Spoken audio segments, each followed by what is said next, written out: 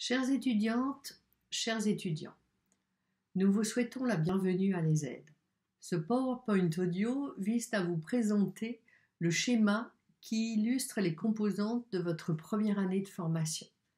C'est une ressource qui reste à disposition sur la plateforme d'apprentissage Moodle et que vous pouvez consulter aussi souvent que vous le souhaitez lorsque vous aurez besoin d'une information sur la composition de votre parcours. Au début de ce mois de septembre, vous entrez donc en formation à l'ESED après avoir franchi 2 étapes. Une pratique préalable validée, un processus d'admission. À votre arrivée en semaines 36 et 37, vous allez vous familiariser avec ce parcours de formation d'un genre différent. Le planning de ces 2 premières semaines est accessible depuis la plateforme d'apprentissage Moodle. Passé ce cap, votre parcours s'articule autour de 3 grands axes.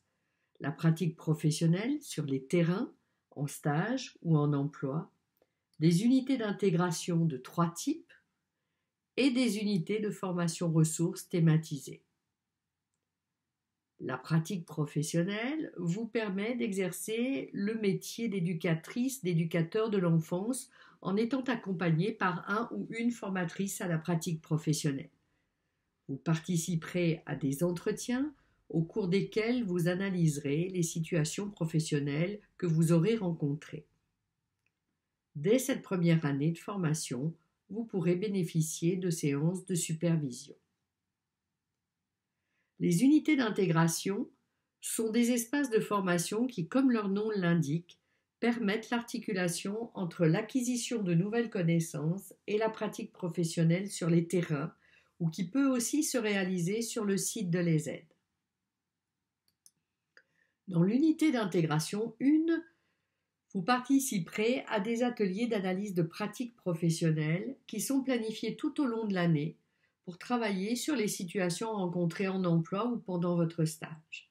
Cette unité vous sera présentée dans la quinzaine introductive et c'est à ce moment-là que vous ferez connaissance de votre animateur ou animatrice d'atelier. L'unité d'intégration 2 est consacrée à développer des actions professionnelles.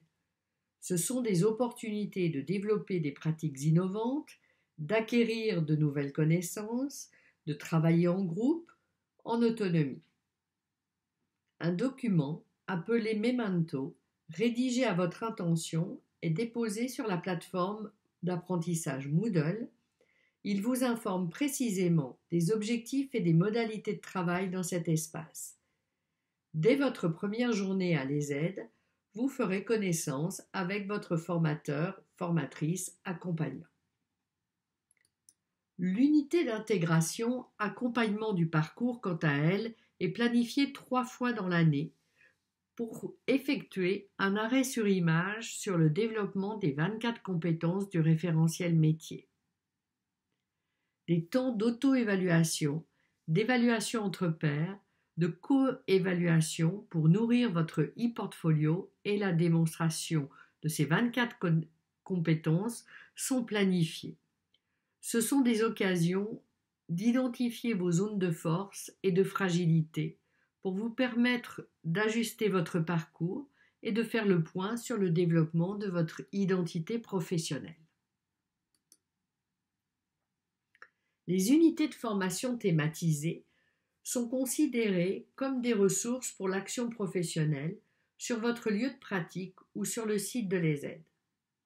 Elles sont construites comme des modules de formation continue indépendants et sont planifiées sous forme de séminaires de 3 fois 2 jours avec entre deux des temps de recherche, d'apprentissage autonome guidé et des travaux de groupe.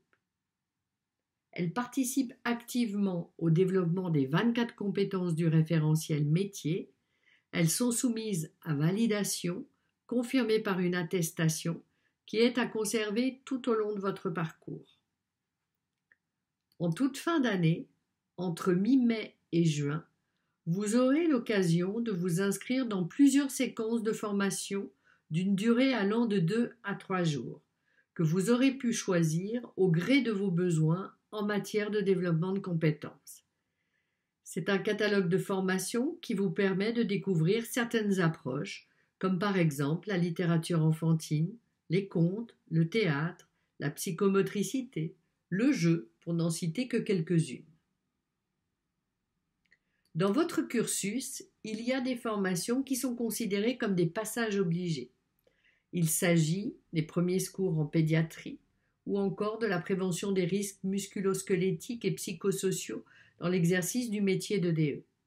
Ces 2 propositions seront à disposition au début du mois de juillet prochain.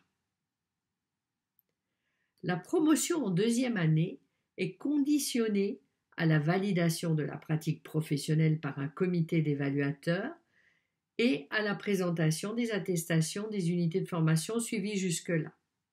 À ceci s'ajoute également la démonstration de vos compétences en vous appuyant sur les traces de votre parcours de l'année que vous aurez consigné dans votre e-portfolio USCOP.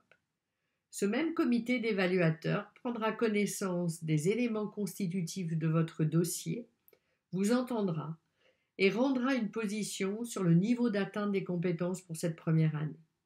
C'est alors que la voie s'ouvrira vers la 2e ou dernière année de formation, selon que vous effectuez votre parcours en 2 ou 3 ans.